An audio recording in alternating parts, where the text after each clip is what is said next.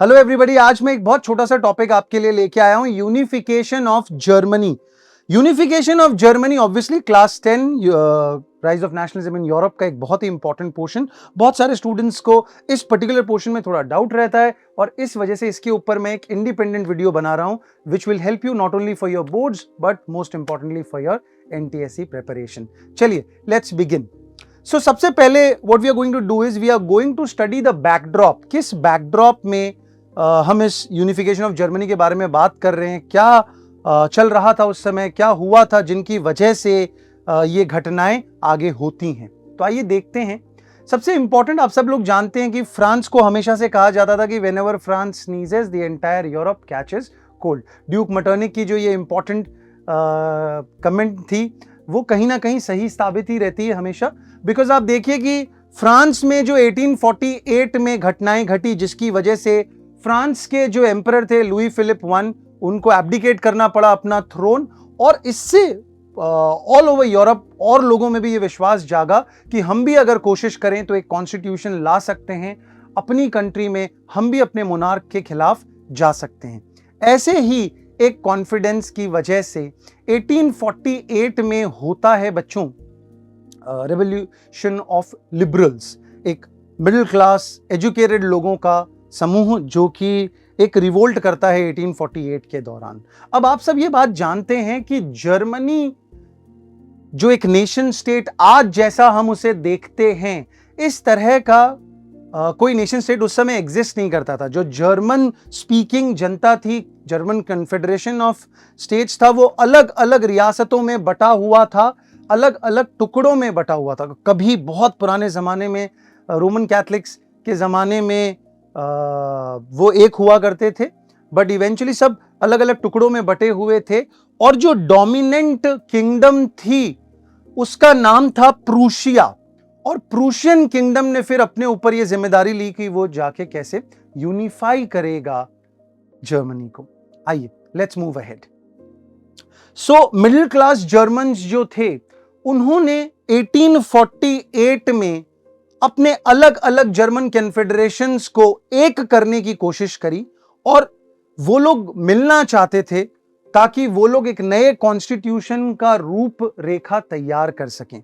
ठीक है जी, वो चाहते थे कि अब से जर्मन स्टेट्स जो इतने सारे हैं वो सब एक साथ एकजुट हो जाएं और फिर एक इलेक्टेड पार्लियामेंट के रूल के अंडर वो काम करे, जैसा कि फ्रांस में हुआ था। फ्रेंच भाषा बोलने वाले लोग बहुत जगह अलग अलग थे और फ्रांस नाम का कोई नेशन स्टेट एग्जिस्ट नहीं करता था, लेकिन फिर भी उन्होंने रिवोल्ट करके, रेवोल्यूशन करके फ्रांस की स्थापना करी। उसी तरीके से जो जर्मन कन्फेडरेशंस थी वो भी अपने आप को एक नया नेशन स्टेट बनाना चाहती थी। इसी स्वरूप 18 मई 1848 लगभग 831 इलेक्टेड रिप्रेजेंटेटिव्स मिलते हैं सेंट पॉल चर्च में मिलते हैं, और इसका नाम दिया गया फ्रैंकफर्ट पार्लियामेंट। इसे नाम दिया गया फ्रैंकफर्ट पार्लियामेंट। आप अगर देखेंगे यहाँ पे एक बहुत बड़ा पेंटिंग जर्मेनिया का भी लगाया हुआ है, जिसे इवेंचुअली आगे इस चैप्टर में आप और ज्यादा डिटेल में जर्मेनिया के बारे में पढ़ते हैं।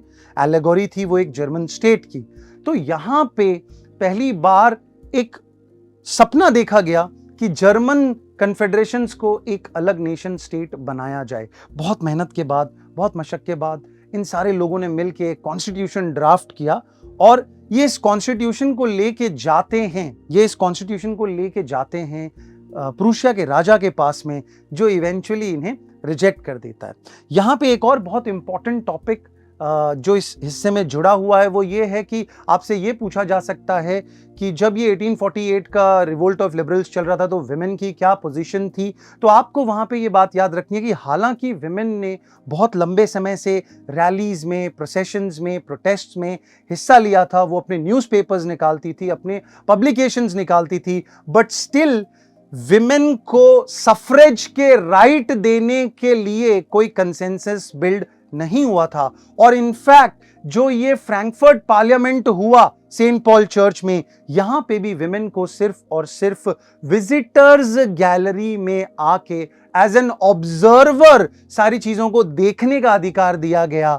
उन्हें वोट देने का अधिकार वहां पे नहीं मिला। So they were denied suffrage rights. Suffrage is nothing but right to vote. तो इस पूरे बैकड्रॉप को अब आपने समझ लिया है।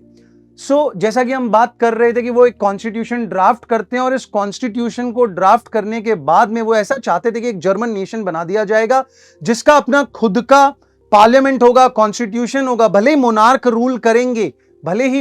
रूल करेंगे, बट उन मोनार्क का पावर जो है वो एब्सोल्यूट नहीं होगा बच्चों। उन मोनार्क का पावर एब्सोल्यूट नहीं होगा। He will also be bound by a parliament and by a functional constitution, जो कि इस बात को इंश्योर करेगा कि कोई भी राजा अपनी मनमानी ना कर सके। लेकिन ये जो लिबरल्स का इनिशिएटिव था, ये जो लिबरल्स का नेशन बिल्डिंग का, राष्ट्र निर्माण का जो ये इनिशिएटिव था, कहीं ना कहीं उसे दबा दिया गया। प्रूशिया के राजा ने दूसरे राजाओं से मिलके अपनी आर्मी को यूज करके इस रिवोल्ट को सप्रेस कर दिया। उन्होंने इस कॉन्स्टिट्यूशन के आइडिया को रिजेक्ट कर दिया। उस राजा का नाम था Frederick Wilhelm four. Frederick William four भी कई जगह आपको इनकी स्पेलिंग दिखाई देगी, कई जगह पे विल्हेल्म भी दिखाई देगी। तो फ्रेडरिक विल्हेल्म फोर या Frederick William four was the king जिसने लिबरल्स के कॉन्स्टिट्यूशन के आइडिया को रिजेक्ट किया। उनके साथ में एक वर्ड बहुत इंपॉर्टेंट है, एमसीक्यू में आपसे पूछा जा सकता है कि जंकर्स का मतलब क्या होता है। तो आपको याद रखना पड़ेगा कि प्रूशिया के जो बड़े लैंड ओनर्स थे, बड़े बड़े जो जमींदार थे, उनके लिए वर्ड था जंकर्स। तो जंकर्स कौन थे? Junkers way the large land owners, बड़े जमींदार इन द प्रूशियन किंगडम। तो मिलिट्री की सपोर्ट, बड़े लैंड ओनर्स की सपोर्ट और दूसरे राजाओं की सपोर्ट से फ्रेडरिक विल्हेल्म फोर ने लिबरल्स के इस मूवमेंट को क्रश कर दिया, सप्रेस कर दिया। बट एक बहुत इंपॉर्टेंट चीज जो यहां पे हुई वो ये थी कि 1848 के बाद जो ये कंजर्वेटिव्स थे, कंजर्वेटिव का मतलब क्या होता है बच्चों? कंजर्वेटिव्स का मतलब होते हैं मोनार्क, उनके परिवार के लोग, सिंपथाइजर्स ऑफ मोनार्की, वो लोग जो ओल्ड ऑर्डर को मेंटेन करना चाहते, जो ये चाहते हैं कि राजा महाराजा ही सब कुछ रूल करे, उनके पास एब्सोल्यूट पावर रहे, जनता को वोटिंग वगैरह का पावर ना मिले। इन लोगों को हम कलेक्टिवली कंजर्वेटिव्स कहते हैं। तो अब कंजर्वेटिव्स ने यह समझ लिया था कि आज भले ही हमने इस रिवोल्ट को सप्रेस कर दिया है, लेकिन ये डेमोक्रेसी का रिवोल्ट, ये लिबरल्स का रेवोल्यूशन शांत बैठने वाला नहीं है। और हमें अब ये समझना होगा कि ओरिजिनल जो सोशल ऑर्डर था उसे दोबारा बिल्ट नहीं किया जा सकता। और ना चाहते हुए भी दे रियलाइज्ड कि उन लोगों को कंसेशंस देने पड़ेंगे, अपना पावर धीरे धीरे डाइल्यूट करना पड़ेगा, लोगों को थोड़ी आजादी देनी पड़ेगी। ऐसा करने की वजह से ही वो अपने किंगडम को या अपने रेजीम को सस्टेनेबल बना पाएंगे। अदरवाइज हर थोड़े दिनों में इस तरह के रिवोल्ट होंगे और एक ना एक दिन राजा उस रिवोल्ट में हार जाएंगे, जिसके लिए बहुत ज्यादा जरूरी था कि उन लोगों को कंसेशंस दी जाए, उन लोगों को पावर्स दिए जाएं।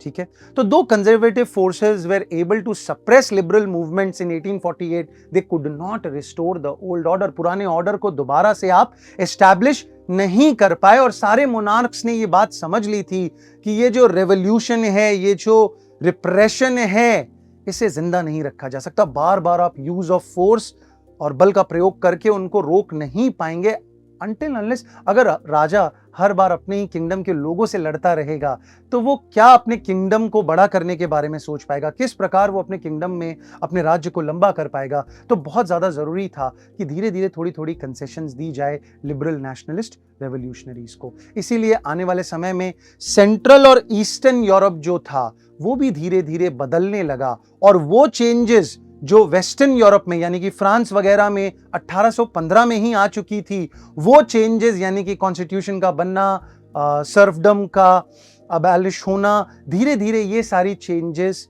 अब सेंट्रल और ईस्टर्न यूरोप में भी इंप्लीमेंट होने लगी। Thus, serfdom and bonded labor were abolished both in the Habsburg dominion and in Russia.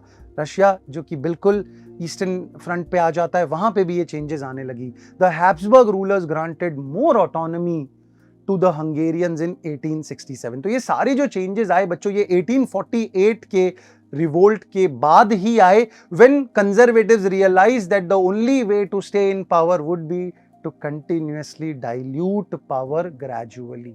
ठीक है जी, चलिए आगे चलते। अब यहां पे एक बहुत ही इंटरेस्टिंग मोड़ लेती है कहानी। Over here the story takes a very beautiful turn. How?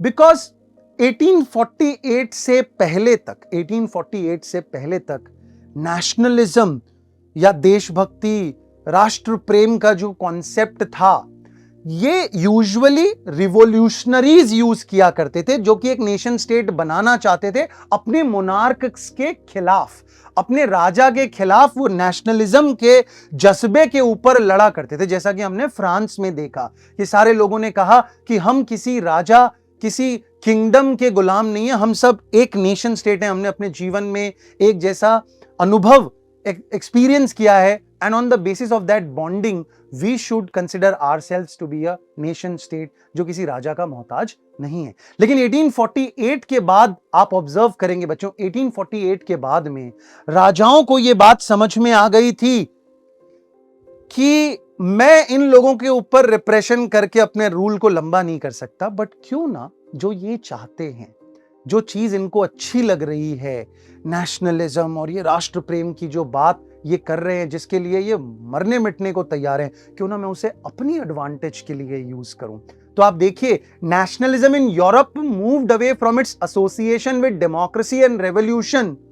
Nationalist sentiments were often mobilized by conservatives यानी कि अगेन जो मोनार्क्स थे, जो रूलर्स थे, जो किंग्स थे, उन्होंने अपने फायदे के लिए, अपने स्वार्थ के लिए इस नेशनलिज्म के आइडिया को एक्सप्लॉइट करना शुरू किया। वो ये कहने लगे कि हाँ, मैं तो खुद चाहता हूं नेशनलिज्म होनी चाहिए, हम खुद चाहते हैं एक नेशन स्टेट बनना चाहिए बड़ा, और सिर्फ इतना ही क्यों, ये जो आसपास ऑस्ट्रिया की किंगडम है ना, ये जो आसपास पोलैंड की किंगडम है, ये जो आसपास डेनमार्क की किंगडम है, ये सब हमारे जैसे ही तो लोग हैं, हम सबको एक साथ एक नेशन स्टेट बनाना चाहिए। ऐसा करके वो अपने लोगों से कहीं ना कहीं रजामंदी और कोऑपरेशन ले रहे थे, नई जंगें करने का, नया वॉर करने का, और बड़ा अपना पॉलिटिकल इन्फ्लुएंस को करने का। तो आप देखिए, for promoting state power and achieving political domination over Europe. और ऐसा ही जर्मनी में हुआ, ऐसा ही कुछ इटली में हुआ, जहां पे राष्ट्र को यूनिफाई करने का काम कोई रेवोल्यूशनरीज ने नहीं किया, किसी रिवोल्ट ने नहीं किया, बल्कि जो कंजर्वेटिव्स थे, जो कि रूलर्स थे, जो मोनार्क्स थे, उन्होंने ही इस नेशनलिज्म के आइडिया को प्रमोट किया और आगे बढ़ाया। आइए, now after learning everything about the backdrop, quickly let us try and understand कि एक्चुअली ये यूनिफिकेशन का प्रोसेस कैसे हुआ। सो प्रूशिया ने जिम्मेदारी उठाई। प्रूशियन किंगडम जो थी, एम्पायर जो थी, वो जर्मन स्पीकिंग पॉपुलेशन में one of the most influential empire थी, और उन्होंने सोचा कि हमें इस मौके का फायदा उठाना चाहिए। नेशनलिज्म की जो ये लहर दौड़ी हुई है, उस नेशनलिज्म की लहर को कैपिटलाइज करते हुए आसपास जो और छोटी छोटी जर्मन कन्फेडरेशंस हैं, जो जर्मन भाषा बोलने वाले लोग हैं, उन सबको मिला के एक बड़ा जर्मन एम्पायर का निर्माण करना चाहिए। So Prussia took on the leadership of the movement for national unification. और प्रूशिया के जो चीफ मिनिस्टर थे, उनका नाम था ऑटो वन बिस्मार्क, और इस ऑटो वन बिस्मार्क को कहा जाता है the architect of modern Germany, या फिर the architect of this unification process. Very important person, आप लोगों को एग्जाम के लिए बहुत ही ज्यादा कीमती। This person was famous for ruling with an iron fist. He did not believe in a rule जहां पे लोगों की राय को बहुत ज्यादा महत्व दिया जाए, जहां पे लोगों की सहमति को बहुत ज्यादा महत्व दिया जाए। He believed in ruling with an iron fist, यानी कि माई वे और द हाईवे। मैंने जो कह दिया उसी बात को मानना है, मुझे ज्यादा बहस नहीं पसंद है। तो इनके नेतृत्व में प्रूशियन आर्मी की मदद से, ब्यूरोक्रेसी की मदद से, यानी कि बाकी जो ऑफिसर्स थे जो रियलम को संभालते थे, उन सब की सहायता से इवेंचुअली प्रूशिया डिसाइडेड कि वो इस यूनिफिकेशन के प्रोसेस को लीड करेगा। उसे इस काम में सफलता मिलती है, प्रूशिया को इस काम में सफलता मिलती है। आप अगर यहाँ पे मैप में देखेंगे नीचे लेजेंड में, यूड बी एबल टू सी कि कैसे कैसे और वॉर्स लड़े, कहाँ कहाँ से और टेरिटरीज कैप्चर करते गए, और एक बहुत बड़ा साम्राज्य स्थापित किया गया। सो 3 वॉर 7 साल के पीरियड में, 3 Wars over 7 years with Austria, Denmark and France. Austria, Denmark और फ्रांस के साथ 3 अलग अलग वॉर लड़े गए, और जिससे कि जहाँ जहाँ जर्मन पॉपुलेशन थी, जर्मन भाषा बोलने वाले लोग थे, उनको सबको इकट्ठा करके जर्मनी नाम का एक यूनिफाइड नेशन स्टेट बनाया गया। आई होप आपको ये बात अच्छे से समझ में आ गई है। नाम क्या था? Auto von Bismarck. और कॉन्सेप्ट जो पूरा पलट दे, पूरे हालात बदल दे, जज्बात बदल दे वाली बात क्या थी? वो ये थी कि वही मोनार्क्स जो आज तक नेशनलिज्म के आइडिया को दबाना चाहते थे, आज वो ये बात समझ चुके थे कि वो इस नेशनलिज्म के आइडिया को अपने फायदे के लिए इस्तेमाल कर सकते हैं, और जर्मनी इसका एक बहुत ही अच्छा एग्जाम्पल है। 18 जनवरी 1871 को अनहीटेड हॉल ऑफ मिरर्स में, अनहीटेड यानी कि बहुत ठंडा दिन था उस दिन, it was a very very chilly morning, और वहां पे हॉल ऑफ मिरर्स जो पैलेस ऑफ वर्सेल्स था उसके हॉल में कोरोनेशन किया गया। काइजर विलियम वन को प्रूशिया का राजा घोषित कर दिया गया। सॉरी, प्रूशिया के जो राजा थे उनको जर्मनी का एम्परर घोषित कर दिया गया और एक नया जर्मन एम्पायर प्रोक्लेम किया गया। अब यहां पे you would it's better for you to take it down, write it down, कि फ्रेडरिक विलियम 4 अलग व्यक्ति थे। फ्रेडरिक विलियम अलग थे और काइजर विलियम 1 अलग थे। फ्रेडरिक विलहेल्म और विलियम 4 जो थे वो व्यक्ति थे जिन्होंने लिबरल्स के मूवमेंट को सप्रेस किया था और कॉन्स्टिट्यूशन को रिजेक्ट किया था। On the contrary, Kaizer William 1 वो व्यक्ति था जिसने यूनिफिकेशन के प्रोसेस को कंप्लीट किया और ओटो वन बिस्मार्क की मौजूदगी में 18 जनवरी 1871 को उनको यूनिफाइड जर्मनी का राजा घोषित कर दिया गया। ठीक है जी, चलिए लेट्स मूव अहेड। अब जो ये नया स्टेट बना, बच्चों हिस्टोरिकली जर्मन स्पीकिंग पॉपुलेशन का जो पूरा एरिया था, हिस्टोरिकली प्रूशिया वहां पे बहुत ही ज्यादा एडवांस्ड जगहों में से एक था, बिकॉज मच बिफोर 1848 उन्होंने अपने एजुकेशन सिस्टम को, अपने ट्रेड सिस्टम को, आप लोगों को अगर याद हो, जोल्वरीन नाम का एक कस्टम्स यूनियन बनाया हुआ था। प्रूशिया के ही आग्रह पे जोल्वरीन नाम का कस्टम्स यूनियन बना था, जिसकी वजह से वहां पे ट्रेड भी काफी फ्लरिश कर रहा था। तो आप ये समझिए कि बाय डिफॉल्ट प्रूशिया जो था वो नेपोलियन के टाइम से ही काफी एडवांस था, और आगे जाके जब उन्होंने एक नया स्टेट बनाया तो उन्होंने यही कोशिश की कि जो जो चीजें प्रूशिया में अच्छी हो रही थी, चाहे वो एजुकेशन के मामले में हो, चाहे वो फ्रीडम या फ्लेक्सिबिलिटी देना हो ट्रेडर्स को, यूनियन बनाने की, गिल्ड्स बनाने की, यूनिफॉर्म मेजर्स यूज करने हो, ये सारी चीजें जो प्रूशिया में अच्छी हो रही थी, इवेंचुअली ये मॉडल बन गई बाकी सारे जर्मनी के लिए, एंड इवेंचुअली ये सारे पॉलिटिकल मेजर्स और बेस्ट प्रैक्टिसेस जर्मनी में इम्प्लीमेंट करे गए बच्चों। और यहीं पे हमारा टॉपिक आज का कंप्लीट हो जाता है कि किस प्रकार यूनिफिकेशन हुआ जर्मनी का। आई होप आपको ये टॉपिक अच्छे से समझ में आया। आपके अगर कोई सुझाव हैं, कोई डाउट्स हैं, तो please feel free to write them in the comment box. Thanks a lot, bye bye.